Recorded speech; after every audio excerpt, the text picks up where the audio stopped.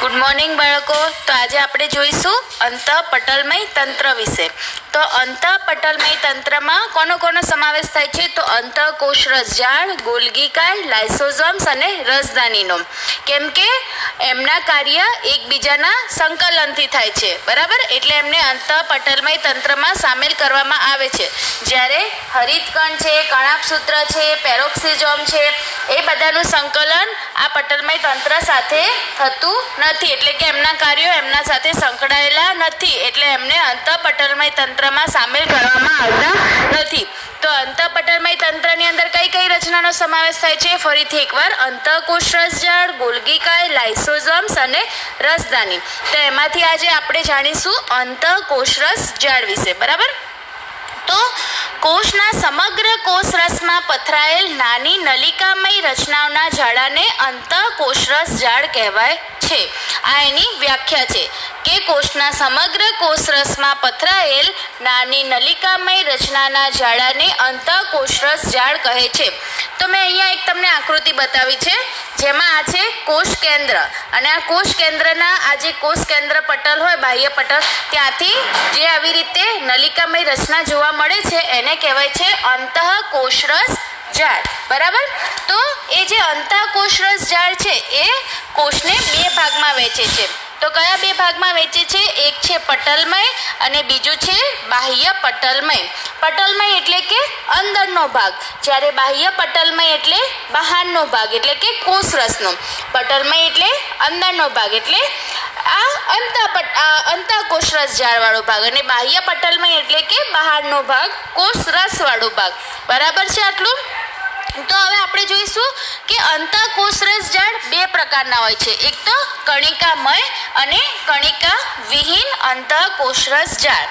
તો મેં અહીંયા બતાવ્યું છે કે આ જે અંતઃકોષરસ ઝાડ પર આવી રીતે રિબોઝોમ્સ આવેલા હોય છે એને આપણે કહીશું કણિકામય અંતઃકોષરસ ઝાડ, અને જે અંતઃકોષરસ ઝાડ પર રિબોઝોમ્સ આવેલા નથી, એટલે કે જેની સપાટી આવી લીસી છે, એને આપણે કહીશું કણિકા વિહીન અંતઃકોષરસ ઝાડ, બરાબર?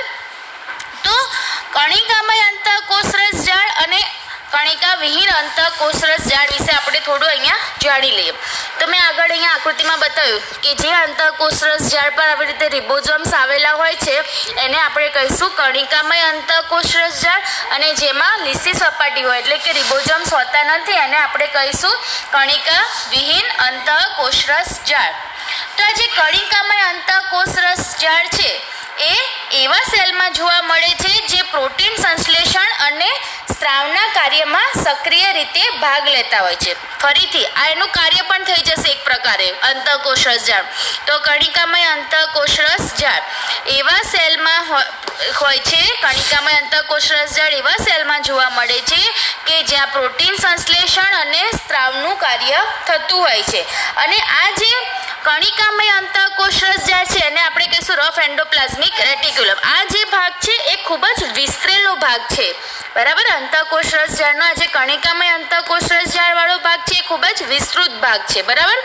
અને કણિકા વિહીન ભાગ, તો કણિકા વિહીન અંતઃકોષરસ ઝાડ છે એ મુખ્યત્વે લિપિડ સંશ્લેષણના ભાગ ભજવે છે. એટલે કે જે સેલ લિપિડ સંશ્લેષણમાં, એટલે કે પ્રાણી કોષમાં જે સ્ટીરોઇડલ જેવા અંતઃસ્ત્રાવો થતા હોય છે, જે સ્ટીરોઇડ જેવા અંતઃસ્ત્રાવો ઉત્પન્ન થતા હોય, બરાબર, એવા જે સેલ હોય એમાં કણિકા વિહીન અંતઃકોષરસ ઝાડ, એટલે કે એવા જે સેલ હોય એની અંદર કણિકા વિહીન અંતઃકોષરસ ઝાડ ભાગ ભજવે છે, બરાબર? તો અંતઃકોષરસ ઝાડ વિશેનું ક્લિયર છે તમને બધાને? તો હવે આપણે આગળ જાણીશું ગોલ્ગી કાય વિશે. તો હવે આપણે આગળ જોઈશું અંતઃકોષરસ ઝાડ બાદ ગોલ્ગી પ્રસાધન વિશે, ગોલ્ગી કાય વિશે, બરાબર? તો કેમિલો ગોલ્ગી નામનો એક વૈજ્ઞાનિક હતો. એણે સૌ પ્રથમ 1898માં કોષ કેન્દ્રની નજીક આવી જાલિકામય રચના જોઈ હતી, બરાબર? અને પછી એણે એના જ નામ ઉપરથી એનું નામ ગોલ્ગી કાય આપી દીધું હતું, બરાબર? તો ગોલ્ગી કાય શું છે? તો ગોલ્ગી કાય ચપટી બીંબ આકારની કોથળીઓ કે સિસ્ટર્નીઓની બનેલી રચના છે, બરાબર? જેનો વ્યાસ છે 0.5 માઇક્રોમીટરથી 1 માઇક્રોમીટર સુધીનો, બરાબર?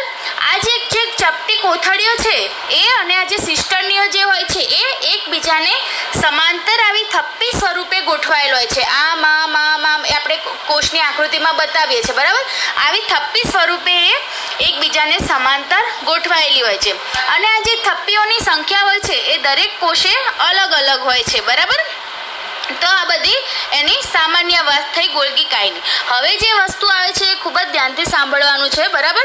તો કોષ કેન્દ્રની આજુબાજુએ જે ગોઠવાયેલી રચના હોય છે એમાં બે સપાટી હોય, એક તો નિર્માણકારી સપાટી અને બીજી છે પરિપક્વ સપાટી. તો આ જે નિર્માણકારી સપાટી છે એ બહિર્ગોળ શેપમાં, તમને ખબર છે કે બે હોય છે કાચ, બહિર્ગોળ અને અંતર્ગોળ. તો આ બહિર્ગોળ સ્વરૂપે હોય એને કહેવાય છે સીસ, બરાબર. અને આ જે પરિપક્વ જે સપાટી હોય છે એ હોય છે અંતર્ગોળ, એને કહેવાય છે ટ્રાન્સ, બરાબર. તો આ બંને સપાટીઓ એકબીજા સાથે જોડાયેલ તો હોય છે પરંતુ એના સીસ અને ટ્રાન્સ છેડાઓ એકબીજાથી તદ્દન અલગ હોય છે. તો જો અહીંયા હું તમને આકૃતિમાં બતાવું કે આ છે ગોલ્ગી કાયની બધી સીસ વાળી સપાટી, બરાબર, અને આ છે ટ્રાન્સ વાળી સપાટી.